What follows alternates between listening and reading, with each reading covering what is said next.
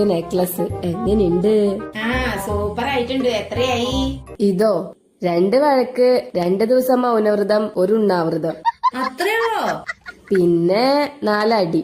അടി വാങ്ങിയോ അതോ കൊടുത്തോ?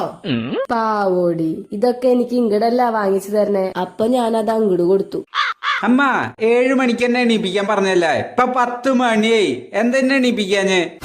മോൻ ജോലി എടുത്ത് ക്ഷീണിച്ച് വന്ന് കിടന്ന് ഉറങ്ങല്ലാർന്നേ, അതുകൊണ്ട് അമ്മയ്ക്ക് എണീപ്പിക്കാൻ തോന്നിയില്ല.